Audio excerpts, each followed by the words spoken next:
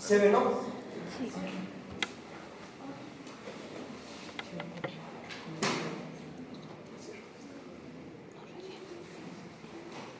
Entonces, vamos a hablar sobre los otros, o sobre los estreptococos, ¿sí? Hemos hablado ya un poquito acerca de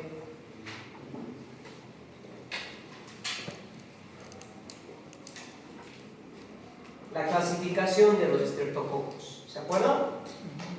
Alfa hemolíticos, que es una hemólisis parcial, en donde tenemos al estreptococo pneumoniae y al estreptococo viridans. Los estreptococos beta hemolíticos, que teníamos dos: el Piógenes, que es el grupo A, y el Agalactiae, que era el grupo B. ¿Se acuerdan a qué infecciones estaba relacionado el Agalactiae? ¿A la leche materna? No tanto la leche materna. Ah, Vas por ahí. sí. ¿Pero a qué? ¿Las mucosas? No. ¿Lácteos? Sí y no. Pero específicamente, ¿Lácteos? no. ¿Qué les he dicho? Que relacionen sí a Agalactiae con la lactancia, con el recién nacido. Con el recién nacido y con la madre, infecciones maternas o las infecciones en los recién nacidos, ¿sí? Y el estreptococo Piógenes, allá al fondo, el que me ha llegado tarde, ¿me podrías nombrar alguna infección que sepas por estreptococo Piógenes? Las hemos mencionado en la anterior clase.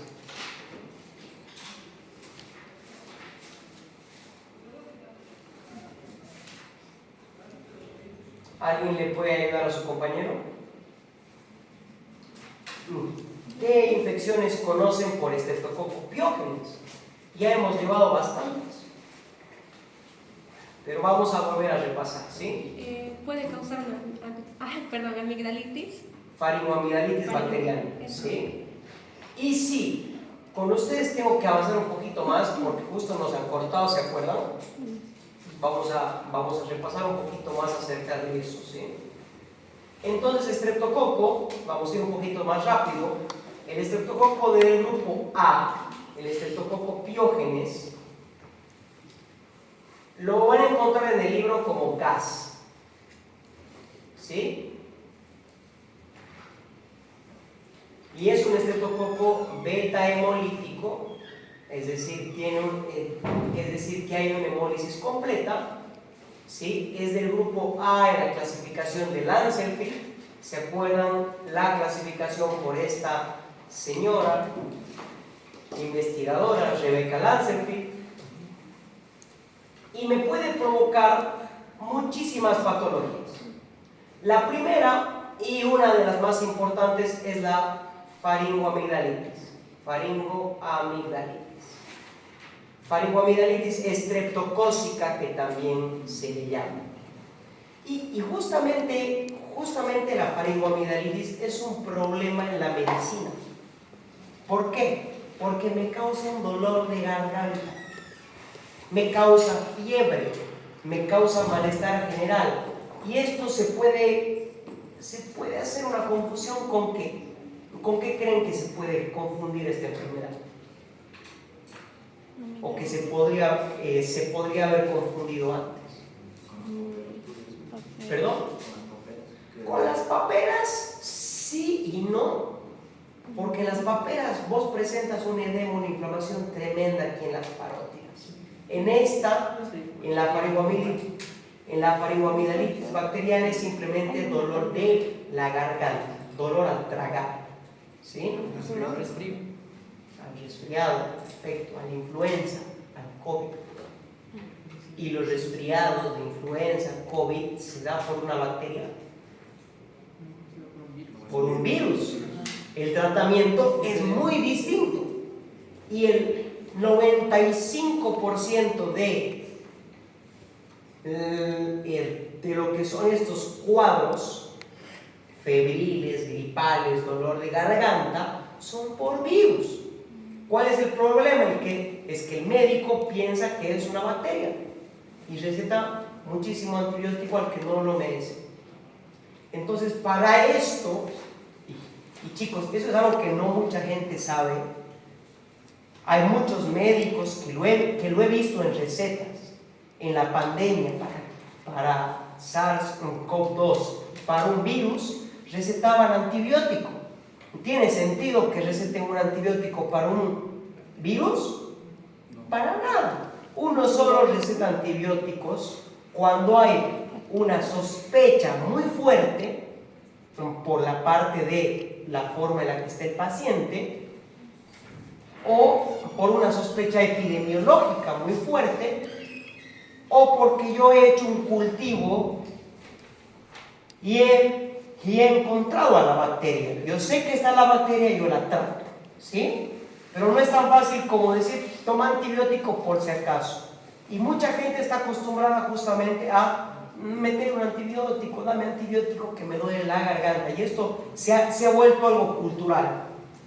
Cuando es una faringoamidalitis por estreptococo, Piógenes betemolítico del grupo A, sí tengo que dar antibiótico.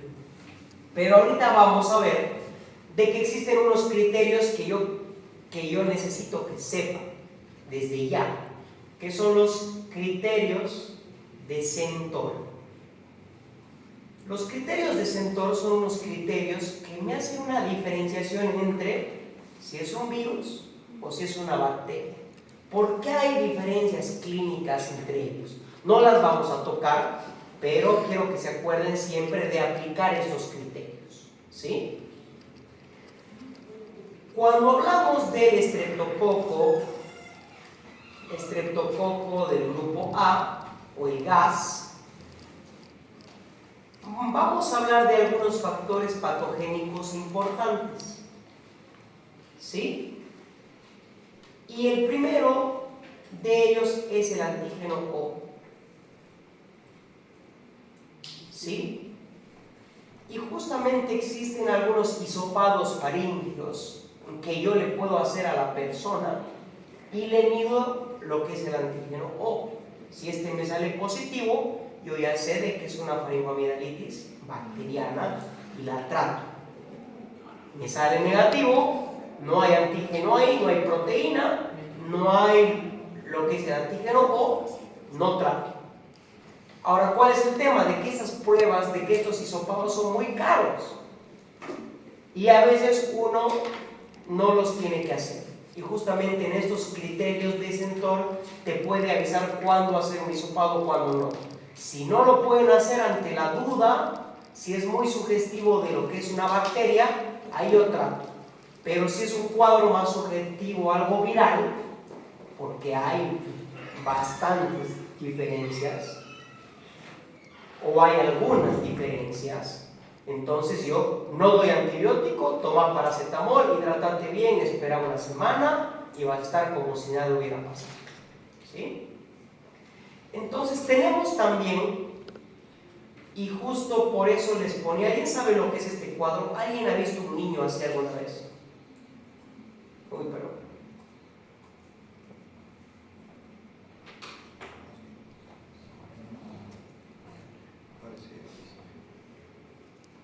Porque es algo muy común. Este cuadro se llama impétigo. Impétigo.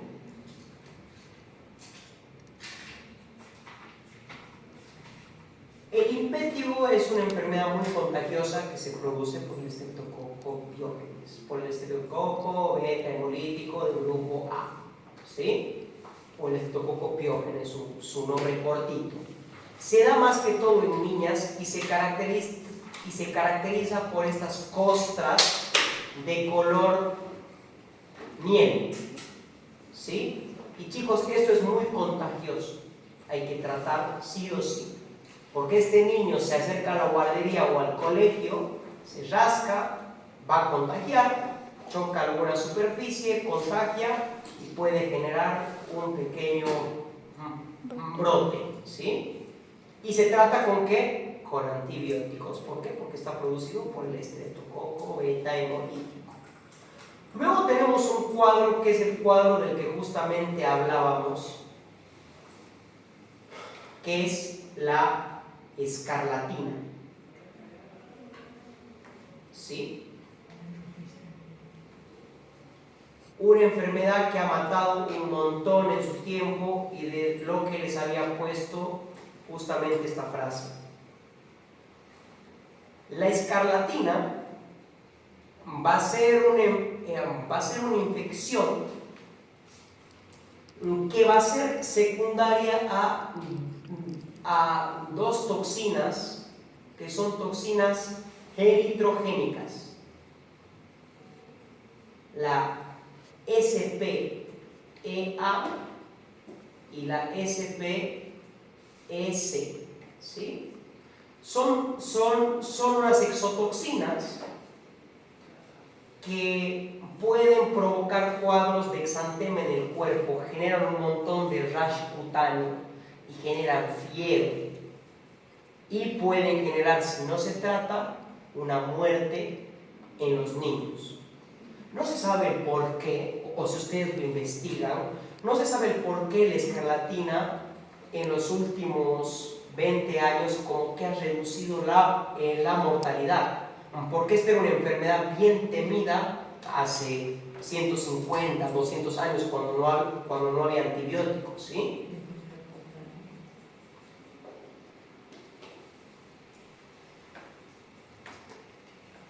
Y una característica de la escarlatina es la lengua en color fresa. La lengua se les hace con unos puntilleos igual, ¿sí? La lengua de frambuesa que se le llama.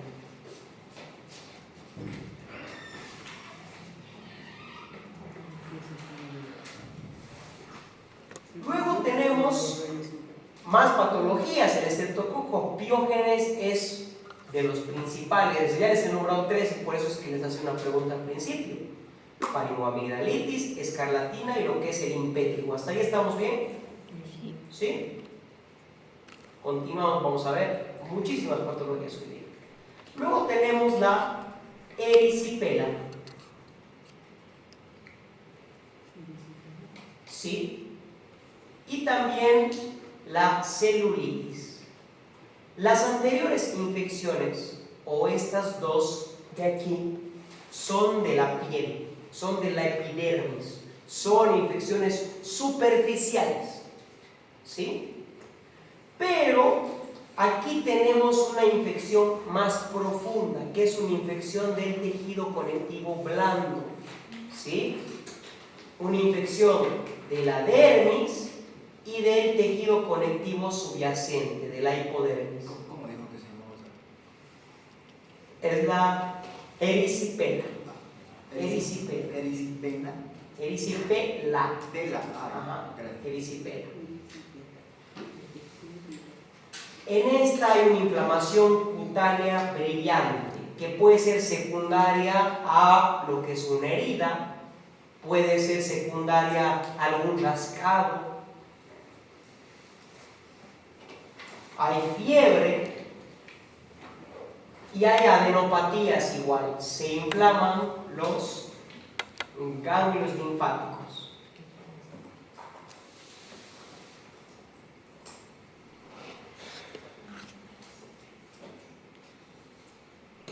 ¿Y por qué creen que se llame estreptococo piógenes, chicos? ¿De qué viene pío? ¿Alguien sabe a qué se corresponde el prefijo pío? Por la piel. ¿Fuerte? Calor. Por la piel. No. Calor. Pío, pioderma, Ah, piel. piogangrena, pus, ¿sí? Es una bacteria que tiene ciertas infecciones purulentas y ciertas infecciones no purulentas.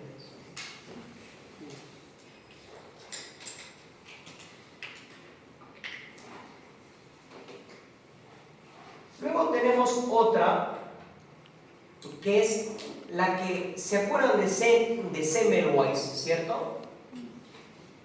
El que ha propuesto el lavado de las manos por las altas muertes en las madres. ¿Y las madres por qué se morían? por fiebre puerperal, por una infección a causa del Streptococcus pyogenes del grupo A. Este Streptococcus pyogenes también puede provocar la fiebre puerperal. ¿Qué significa el puerperio? ¿Alguien sabe? ¿Han escuchado del puerperio de la mujer? El puerperio es el periodo inmediatamente al que da cuando sale el parto, termina el parto y la siguiente fase es el puerperio. Entonces, fiebre puerperal. De ahí las puerperas, las que asistían en el parto. Bueno, sí, ¿no? También tienen un nombre parecido, pero el lugar también suele llamarse así. Puerpera significa la fase luego del parto. Entonces, fiebre puerperal, porque a las mujeres luego de dar a luz se infectaban con el estreptococo y empezaban a hacer fiebre, empezaban a hacer endometritis y sepsis y se morían. No había antibiótico, no había nadie se lavaba las manos. Y el Streptococcus pyogenes se puede hallar en la flora normal, en ciertos casos. Igual el Streptococcus pyogenes se transmite por vía respiratoria, ¿sí? Esto es muy importante.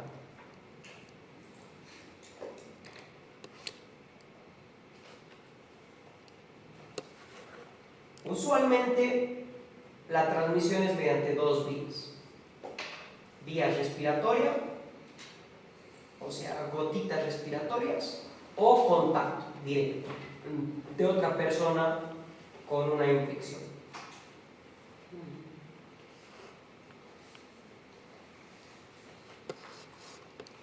¿Hasta ahí estamos bien?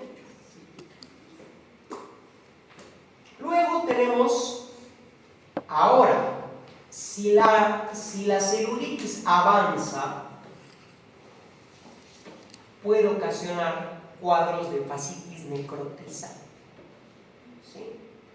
Estos son cuadros graves.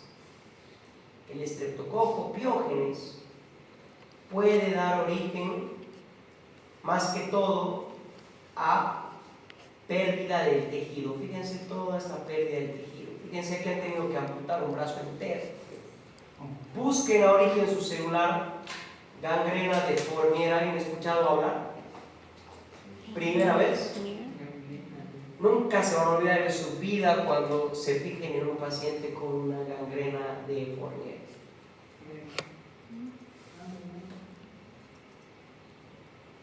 La gangrena de Fournier es una fascitis necrotizante, pero de la zona inguinal. De seguro que les va a tocar en el laboratorio, perdón, en el hospital, alguno de estos casos. ¿Sí? Y si se presenta en otro lado, fíjense, esto posiblemente haya sido una infección por catéter, lo que es infectada por el Streptococcus pyogenes, presenta esto. ¿Sí? ¿Cuáles son los principales factores que afectan en este problema? El primero es la proteína M, ¿sí? Acuérdense siempre de la proteína M como uno de los principales factores de la patogenicidad. La proteína M es antifagocítica, ¿sí? O sea que evita la fagocitosis. Tiene una cápsula también. El Streptococcus pyogenes presenta cápsula. ¿Qué significa eso, chicos? ¿Alguien sabe qué significa que tenga cápsula? ¿Que es más resistente a qué?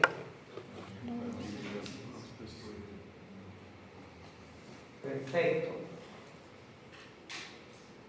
Luego tenemos un factor que es bien importante, que ya lo hemos mencionado, y que es el que justamente actúa aquí, que son las streptolicinas. Facilito, factores de patogenicidad del Streptococcus grupo A, streptolicinas.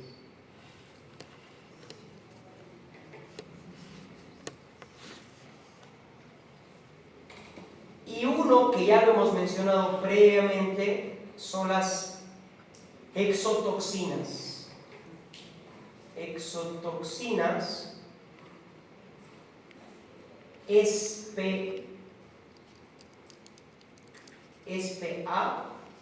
y SPB.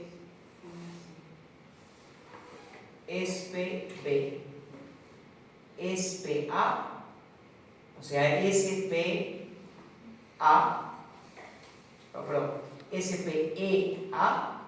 y SPEB. Que estas toxinas, estas dos exotoxinas, pueden actuar como superantígenos, igual que el superantígeno presente en el Staphylococcus aureus, ¿sí? Pueden generar una respuesta inmune gigante.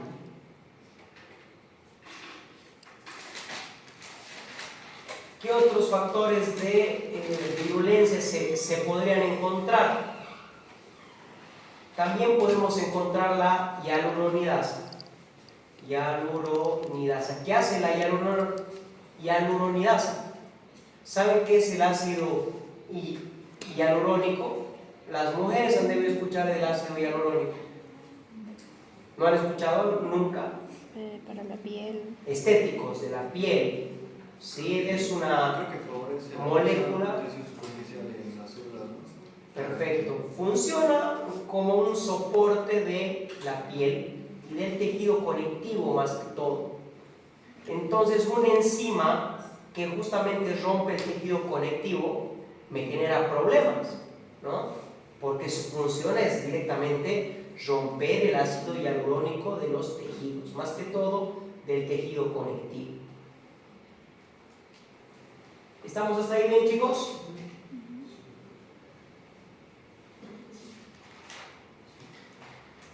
Y tenemos una última que es la estreptoquinasa. Entonces, ¿yo qué les recomiendo? Hacerse una tablita con estos factores: hialuronidasa, proteína M, la cápsula, las exotoxinas, las estreptolicinas y la estreptoquinasa. ¿Cuáles son los superantígenos? Las exotoxinas SPEA y SPEB, ¿sí? Que me pueden generar este cuadro, chicos. Esto es súper rápido. Esto en 2-3 días está así. Es muy rápido. Y nos ha tocado en el hospital casos, no nos ha salido el cultivo cuál era la bacteria, porque pueden ser varias o solo puede ser esta, pero llega el paciente con la pierna y toda la región inguinal directamente necrosada y necesitas entrar a cirugía. Y en cirugía, ¿qué se hacía? Éramos 6 personas con un bisturí o con tijeras sacando todo el tejido, cortándole, y luego curaciones y curaciones por meses, ¿sí? Es un cuadro que son pacientes que están en el hospital en la zona de curaciones, quemado y cirugía plástica por más de 3 meses, 4 meses, y siempre hay alguno. Más bien creo que mi primo está rotando ahí en quemado. Voy a preguntar si es que tienen alguna fascitis necrotizante, así pueden ir a ver, o podemos ir a ver la subsiguiente semana, porque es producido por el mismo estreptococo que te produce una faringoamidalitis. Obviamente no va a ser el mismo. ¿Por qué? Porque va a presentar distintos factores de patogenicidad, ¿sí? O sea, puede ser el mismo, pero no con las mismas armas, ¿sí? Y no en la misma vía. No es lo mismo que te haga una colonización en la garganta que te lo haga en tejido conectivo. No es lo mismo que lo haga en un joven, más complicado, a que te lo haga en una paciente de 75 años con una diabetes. Les había explicado eso al principio de las clases, ¿cierto? Que mucho también importa el hueso. Y aquí tenemos un caso también de lo que es una erisipela por estreptococo.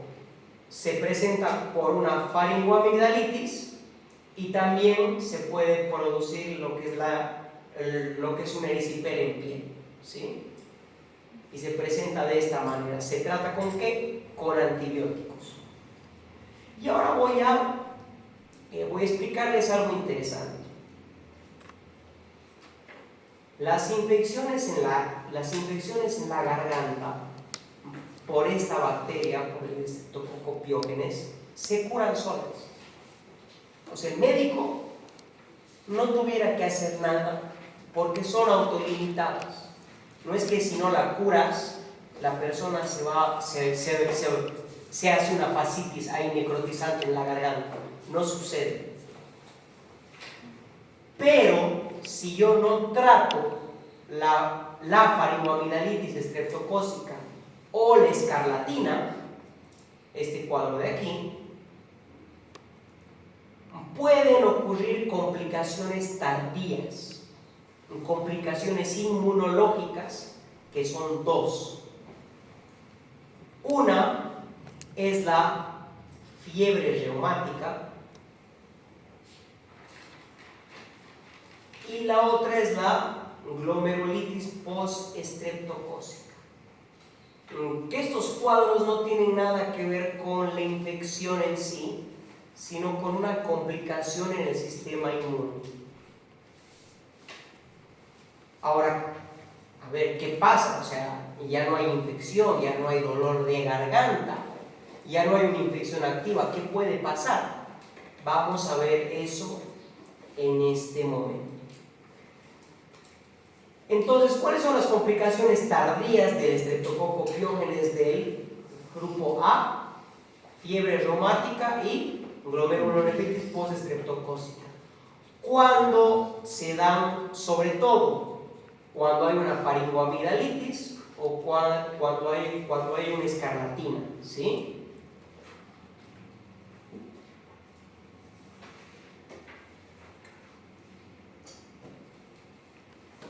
Entonces empecemos por la fiebre reumática. Fíjense este cuadrito de lindo, pero que no se ve. Yo les puedo pasar estas diapositivas luego. Pero, ¿qué es lo que pasa aquí? ¿Cuál es el problema? De que existe un mimetismo molecular. ¿Saben qué significa mimetismo? Mimo. Algo que es igual. Los mimos justamente hacen lo mismo que otra persona. Lo que pasa es que existe mucho mimetismo entre la proteína M de lo que es el Streptococcus pyogenes con células de tejido conectivo, más que todo encontradas en el corazón, en la piel, en las articulaciones y en el sistema nervioso central. Más que todo en el tejido conectivo de estas cuatro partes. Entonces, ¿cuál es el problema? ¿Se acuerdan de que hemos avanzado en inmunidad? Y en inmunidad específica uno necesita una presentación de antígenos. Necesito de que el macrófago o la célula dendrítica me lleve lo que es el antígeno. Y en este caso, ¿cuál va a ser el antígeno? La proteína M de la bacteria. Y mis linfocitos B, ¿qué generan? Cuando se activan los linfocitos B, ¿qué generan? ¿Anticuerpos? ¿Perdón? ¿Anticuerpos? Anticuerpos específicos contra la proteína M. ¿Cuál es el problema? Que los anticuerpos no se van a la proteína M, se van al corazón, a la piel, a las articulaciones, al sistema nervioso central y me causan daño. Y a eso se le llama fiebre reumática. Sucede alrededor de 2 a 3 semanas luego de la infección previa. Siempre ha tenido que haber una infección previa, ya sea una infección cutánea como la escarlatina o una faringoamidalitis. ¿Sí? Se da esta reacción autoinmune y lo que principalmente se lesiona es el corazón. Más que todo a las válvulas del corazón, genera valvulopatías y esa valvulopatía me genera una insuficiencia cardíaca. Las articulaciones duelen, pero no es tanta la lesión como la del corazón. Y pueden haber incluso manifestaciones en el sistema nervioso central. Y una manifestación bien típica son las coreas. ¿Alguien sabe, ha escuchado de las coreas? Están aprendiendo hartas palabras hoy día. ¿Alguien sabe qué son las coreas? Movimientos involuntarios. La persona empieza a mover la mano de la nada. Eso más fiebre, dolor en articulaciones o le duele el pecho, y con un antecedente de que hace 3 semanas estaba con un dolor en la garganta y con fiebre reumática candada. ¿Sí? No es muy común. ¿Por qué? Porque los médicos dan antibióticos y está bien. Pero hay ciertos casos en el que yo no tengo que dar, hay ciertos casos en los que tengo que dar. La fiebre reumática y todas estas complicaciones son más comunes o son más usuales en menores de 15 años. Usualmente se ven más en los adolescentes. Es por eso que a los mayores, justamente en estos criterios de Centor, la edad es un criterio. Más mayor, menos chance de que te dé esto y que sea algo viral. ¿Sí? Si sos menor, yo la pienso mucho más antes de no darte antibiótico. Si el cuadro clínico es compatible. ¿Sí? Entonces, esto es muy importante. Entonces, el daño se da por anticuerpos que se confunden. ¿Por qué? Porque las proteínas, la proteína M va a ser muy parecida al tejido conectivo del corazón, piel, articulaciones y sistema nervioso central. ¿Estamos claros? ¿Está claro la fiebre reumática? Se pregunta siempre, ¿sí? En lo particular no he podido saber de ningún caso de fiebre reumática. De lo que sí he visto es de la glomerulonefritis postestreptocócica. Pero esta no se da de la misma manera. ¿Qué pasa en este caso? Aquí también un factor de riesgo es la infección y la enfermedad por el impétigo. ¿Se acuerdan cuál era el impétigo? ¿No ve? Las costras, miel aquí, en los niños. Yo no trato esto, a las 3 semanas me puede dar también una glomerulonefritis postestreptocócica. No funciona de la misma forma que la fiebre reumática, por si acaso. Lo que pasa en este tema es que se unen los anticuerpos generados por el sistema inmune con el antígeno estreptocócico. Más que todo, ¿cuál? La ESPE B o lexotoxina estreptocócica B. De ahí viene esto, exotoxina estreptocócica, ¿sí? Tipo B. ¿Qué pasa? Que los anticuerpos, que son más o menos así, se llegan a unir al antígeno y se quedan pegados al antígeno y lo neutralizan. ¿Qué pasa? Que estos inmunocomplejos viajan hacia el glomérulo del riñón, una zona muy importante para la filtración glomerular, y se quedan ahí, se quedan estáticos en esa zona. ¿Cuál es el problema? De que nuestro cuerpo, nuestro sistema inmune se vuelve a activar porque detecta de que estos inmunocomplejos son algo extraño y genera esto sobre todo una activación del sistema de complemento. Se activa el sistema de complemento y el sistema de complemento ¿qué hace? Llama más defensas, quimiotaxis, genera ozonización que es más para las bacterias, pero también aumenta la inflamación y genera por eso es glomerulonephritis nefritis. Itis significa inflamación. Genera una inflamación en el glomérulo, lo que luego me va a llevar a un síndrome nefrítico. El niño puede tener un síndrome nefrítico, que el niño en ese caso está en emergencias orinando sangre, con fiebre, con la presión muy alta, con alteraciones en los líquidos, y el paciente puede llegar a fallecer por una insuficiencia renal. Conozco una persona que ha sufrido eso, porque no le han tratado la faringoamigdalitis y ha hecho una glomerulonefritis postestreptocócica. Ha tenido que estar internada por 2 semanas, 3 semanas. Esto es raro, no sucede en todos, pero puede suceder en algunos casos, ¿sí? ¿Está claro entonces, chicos? Les voy a preguntar esto, sí o sí. Les voy a preguntar, porque recién estamos en el Streptococcus pyogenes, luego vamos a hablar de lo que es el Agalactiae y luego del Pneumoniae.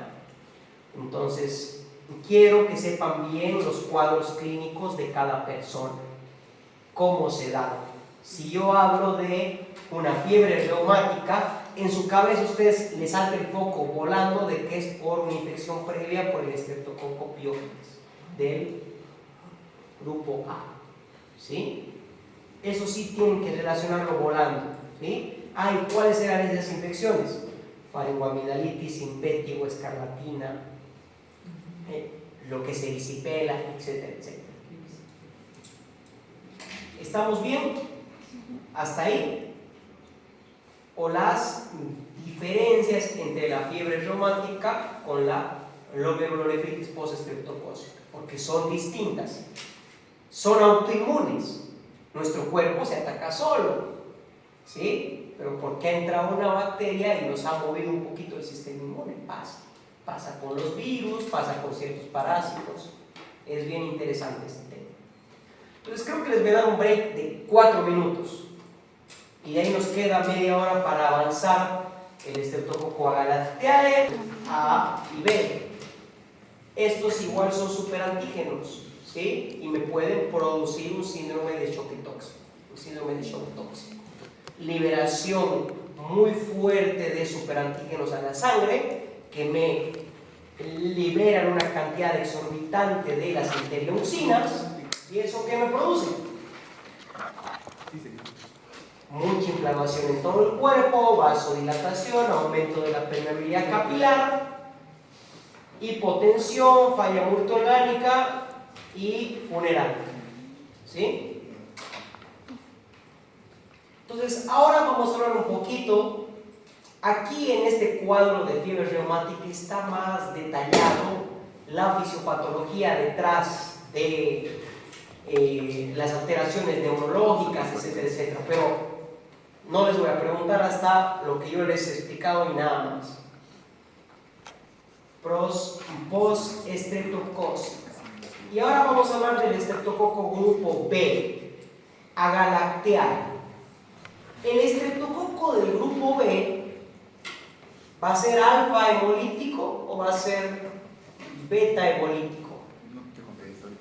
Beta hemolítico, son los dos beta hemolíticos, el grupo A y el grupo B, el Piógenes y el Agalactiae, ¿sí?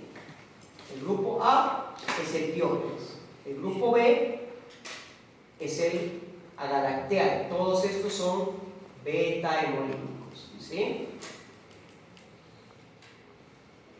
¿Y cuáles van a ser sus principales factores patogénicos? Van a ser 2. El primero va a ser la cápsula, es un microorganismo capsulado, y segundo, tiene pilis. ¿Se acuerdan qué eran los pilis? No eran como flagelos que están. Perfecto. ¿Que servían para qué? Adhesión y movimiento. Perfecto. Los pilis sirven para poder adherirse a superficies y pueden permanecer en superficies por mucho tiempo. Esta es la razón por la que este estreptococo puede estar en el cervix, en la mucosa cervical y permanecer ahí. Luego se da lugar el parto, el bebé nace y se contagia de todos esos estreptococos. ¿Sí? Y tiene también un ácido cialítico que es muy importante. Ácido cialítico. Ahora, ¿qué me provoca el estreptococo de tipo B? Lo primero y lo más importante es hablar sobre las infecciones en los recién nacidos, ¿sí? Porque es la principal forma de transmisión, la transmisión vertical. Vertical, ¿por qué? Porque es de madre hacia el hijo, ¿sí?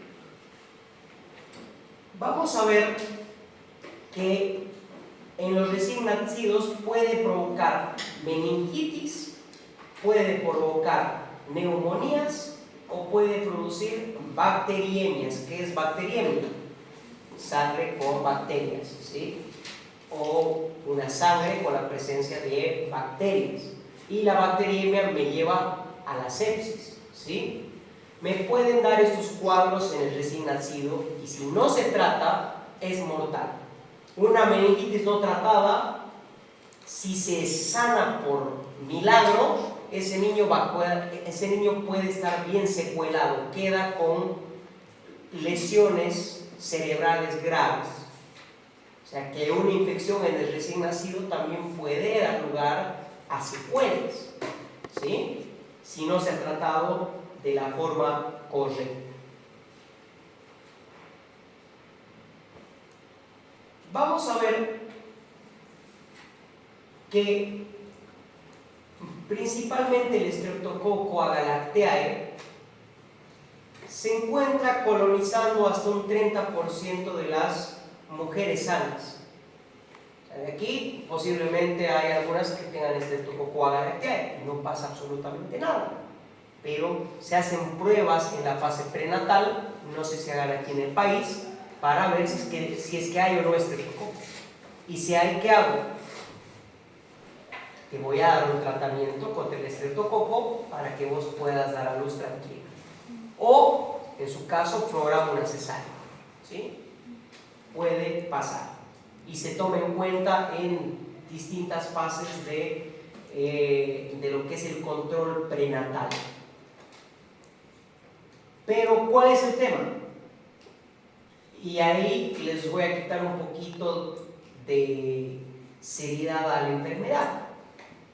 De que si hay una mujer que no se ha hecho la prueba y le contagia al bebé, ese bebé solo puede lesionarse, o sea, puede generar complicaciones como meningitis, neumonía, en un 1 a 2% de los casos colonizados. O sea, al final se vuelve muy poco. Pero ¿cuál es el problema? Que no tuviera que haber, porque ya sabemos que existe y se puede prevenir. Entonces, y en otros lugares, no sé cómo esté aquí, la verdad no voy a criticar, pero si hay una muerte materna, se paraliza el sistema.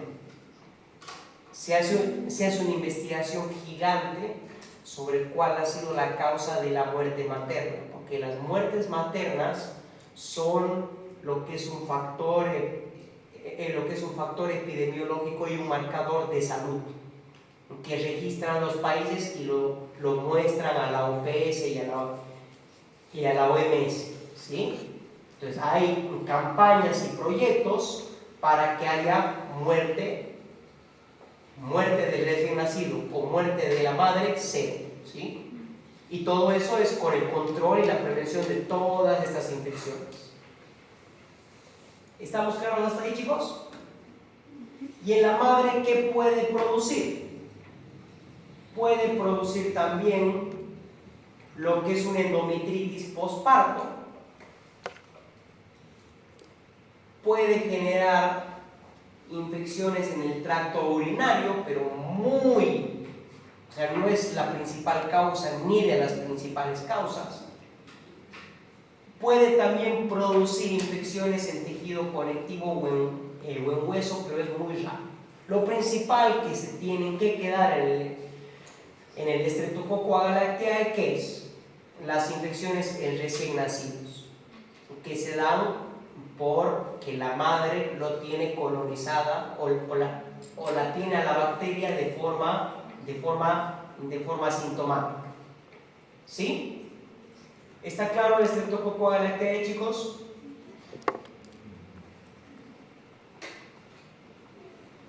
Perfecto. Continuamos con el Streptococcus pneumoniae. Y este sí me interesa bastante, porque el Streptococcus pneumoniae es un asesino en serie y sigue siendo un asesino. El estreptococo es la principal causa de muerte por neumonía en niños menores de 5 años.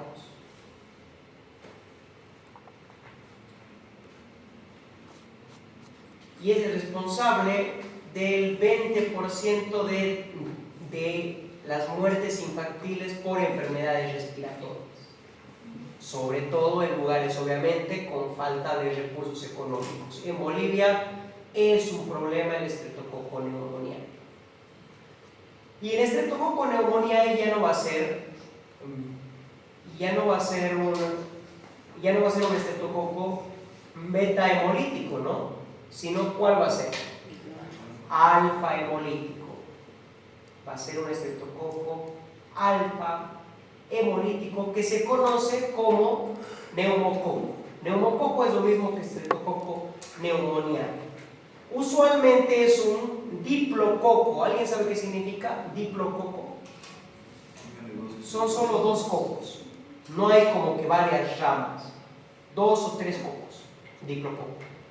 ¿Sí? Se suele presentar de esa forma.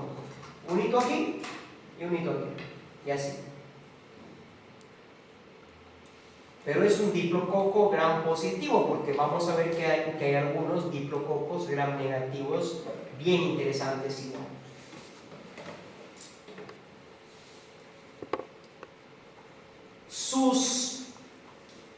O sea, ¿cuál es el principal problema de esta bacteria? Que es un asesino de niños menores de 5 años y de mayores de 65 años. Le encantan los extremos de la vida, ¿sí? Y también los inmunocomprometidos. ¿Por qué los inmunocomprometidos? Porque también el Streptococcus pneumoniae es una bacteria con cápsula. Y si tenemos una falla en los fagocitos, en el sistema de complemento, este puede actuar más fácil. ¿Sí? La colonización, esto es un dato importante, se encuentra hasta en un 40% de los niños sin producir enfermedad. Si agarras 10 niños, les haces hisopado, les haces PCR para saber qué hay, y posiblemente 4 de 10 lo tengan y no me produzca infección. Pero en ciertas personas lo pueden hacer. La transmisión es básicamente por vía respiratoria. El neumococo difícilmente me va a producir una enfermedad en piel, como el piógenes, ¿sí? O como el estafilococo aureus. El Streptococcus pneumoniae, ¿a dónde me ataca? Sobre todo, y va a ser la principal causa de la neumonía adquirida en la comunidad, la famosa NAC. Neumonía adquirida en la comunidad es una neumonía que te contagias fuera del hospital, pero también puede producir sinusitis, puede producir otitis media y también puede producir meningitis. Hay meningitis por neumococo que son urgencias. La meningitis es una urgencia, ¿sí? Son cuadros bien complicados. Los factores patogénicos más importantes, entonces, ¿cuáles eran? la cápsula, que ya saben para qué sirve una cápsula, y tiene un factor bien interesante que es la neumolicina. ¿Qué creen que haga la neumolicina? Me va a lesionar las células epiteliales respiratorias, ¿sí? Y de ahí que tiene fíjense esta neumonía de aquí, fíjense todo este bloque de condensación. Y la persona usualmente, en sus características, tiene fiebre muy alta y una tos con un esputo herrumbroso. Genera como que un esputo que es mezcla entre amarillo con rojo. ¿Por qué? Porque es una mezcla entre sangre con pus, ¿sí? La famosa tos herrumbrosa, ¿sí? Entonces, y tiene una proteína de superficie que facilita su adhesión, que es la proteasa IgA1. Proteasa IgA1. Pues les he dictado cuatro factores de lo que es la patogenicidad. O bueno, tres: la cápsula, la neumolicina y la proteasa IgA1. Sí, entonces es algo muy frecuente. ¿Cuál es lo interesante aquí? De que hay una vacuna, y se vacuna a los niños al año de vida contra neumococo. Pero si les preguntan qué es lo que previene la vacuna contra neumococo, no respondan solo neumonía, porque también previene ¿qué? La meningitis. Y la meningitis es una causa de muerte muy frecuente en estos niños. La sinusitis es una inflamación en los senos paranasales, y la otitis media supurativa es una infección en el oído medio, pasando lo que es el tímpano, en los huesecillos, ahí se hace una infección, que se trata con antibióticos, ¿sí? En la práctica vamos a ver algunas cosas, pero esta vacuna es muy efectiva, ¿sí? Suele funcionar muy bien.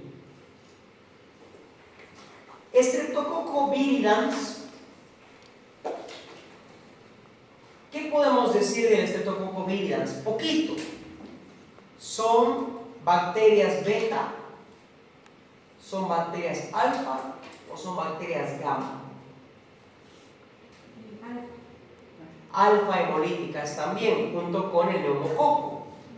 Y los Streptococcus viridans forman una familia de varios streptococos, como el anginosus, el mitis, el sanguinis, el salivarius y el mutans. El mutans me genera las caries. Los otros cumplen su papel en la flora bacteriana normal, ¿sí? ¿Cuál es el problema? Cuando ingresan a la sangre. ¿Y cómo podrían ingresar a la sangre?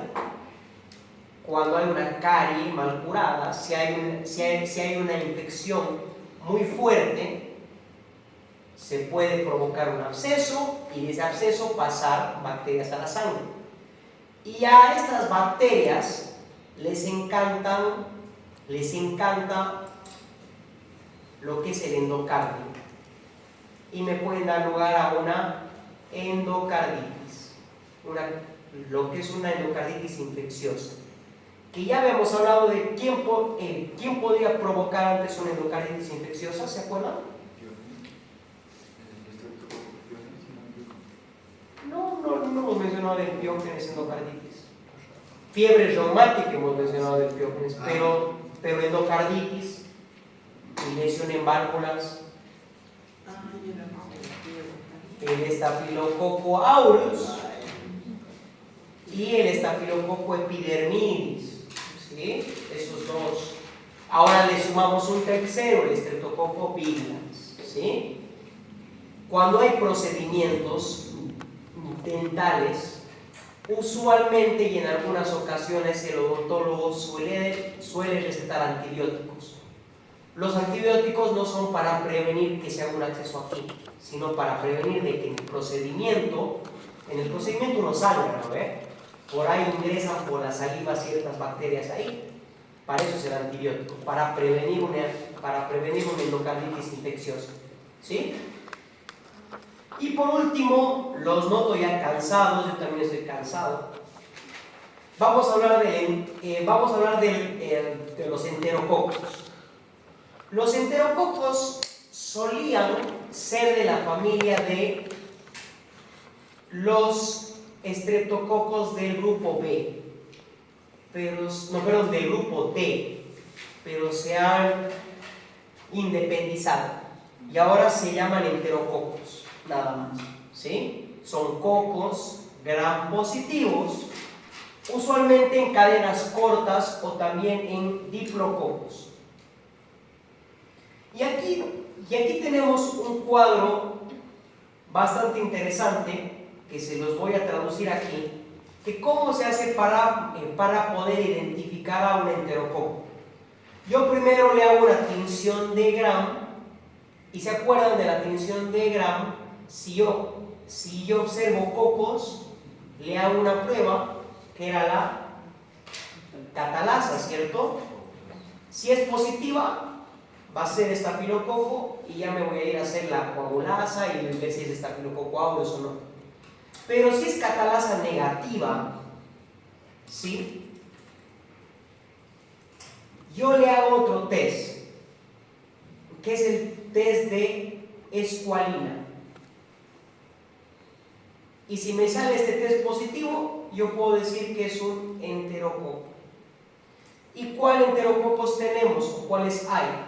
Existen dos. Uno es el enterococo Faecium y el otro es el enterococo. ¿Quién me podría decir cómo se llama el otro? Enterococo fecalis. Enterococo fecalis, faecalis y el Streptococcus faecium. Estos enterococos, chicos, forman parte de la flora normal del intestino. Son enterococos. Entero significa intestino, ¿sí? Pero suelen provocar infecciones, sobre todo en pacientes hospitalizados, en pacientes que han recibido una cirugía, que ha habido una perforación intestinal o que están inmunosuprimidos, ¿sí? Son bacterias con muchísima resistencia antibiótica. No vamos a hablar mucho ya de mecanismos porque se nos va todo si hablamos de mecanismos, pero son bacterias altamente resistentes. Yo tengo miedo si me pillo con lo que es un enterococo, ¿sí? Usualmente se asocian entonces a intrahospital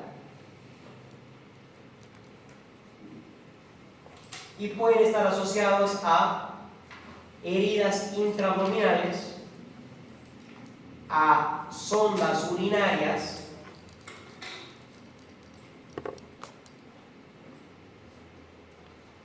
o a infecciones en heridas quirúrgicas, o sea, todo relacionado al ámbito hospitalario. Va a ser muy, muy infrecuente de que un paciente llegue a la consulta y termine siendo un enterococo. Pero sí, si lo pillo en un paciente intrahospitalario con fiebre, sospecho, le hago un cultivo, me sale uno de estos problemas. ¿Cuál es el tema con los enterococos? Forman biofilms, forman biopelículas en los catéteres, en las sondas. Si yo no saco la sonda, problema, porque va a seguir ahí el bicho.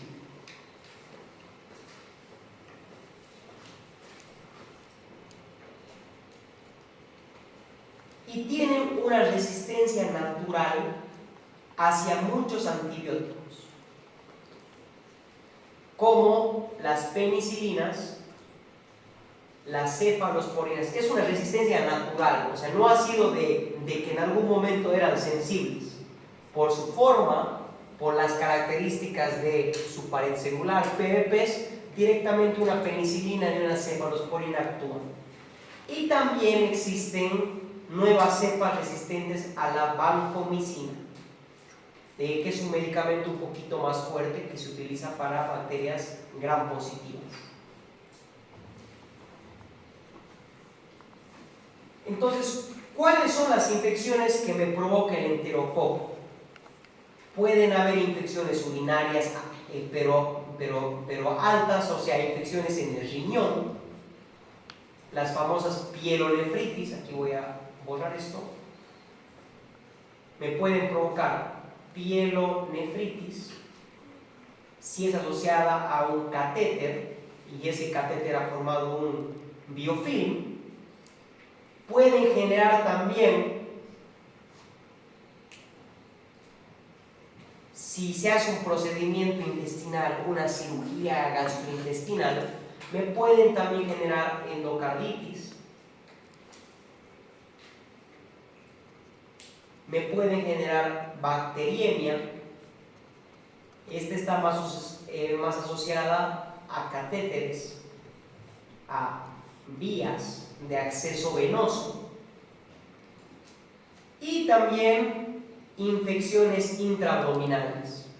Un paciente que ha llegado por una infección, por una apendicitis y se ha perforado y se han liberado enterococos a toda la cavidad peritoneal. Lo lavan, le cierran la herida y a la semana me hace fiebre.